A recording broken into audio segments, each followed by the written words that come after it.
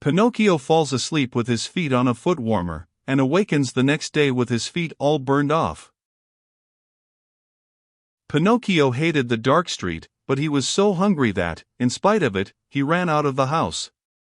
The night was pitch black. It thundered, and bright flashes of lightning now and again shot across the sky, turning it into a sea of fire.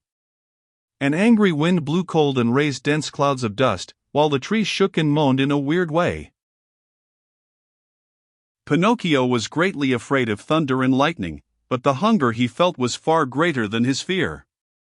In a dozen leaps and bounds, he came to the village, tired out, puffing like a whale, and with tongue hanging. The whole village was dark and deserted. The stores were closed, the doors, the windows. In the streets, not even a dog could be seen. It seemed the village of the dead. Pinocchio, in desperation, ran up to a doorway, threw himself upon the bell, and pulled it wildly, saying to himself, "Someone will surely answer that."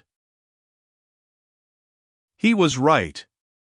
An old man in a nightcap opened the window and looked out. He called down angrily, "What do you want at this hour of night? Will you be good enough to give me a bit of bread? I am hungry." "Wait a minute and I'll come right back," answered the old fellow, thinking he had to deal with one of those boys who love to roam around at night ringing people's bells while they are peacefully asleep. After a minute or two, the same voice cried, "Get under the window and hold out your hat." Pinocchio had no hat, but he managed to get under the window just in time to feel a shower of ice-cold water pour down on his poor wooden head, his shoulders, and over his whole body.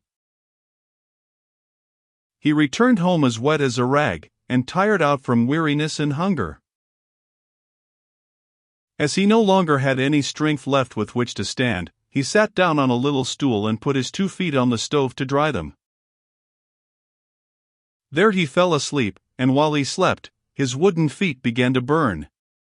Slowly, very slowly, they blackened and turned to ashes. Pinocchio snored away happily as if his feet were not his own. At dawn he opened his eyes just as a loud knocking sounded at the door. "Who is it?" he called, yawning and rubbing his eyes. "It is I," answered a voice. It was the voice of Geppetto.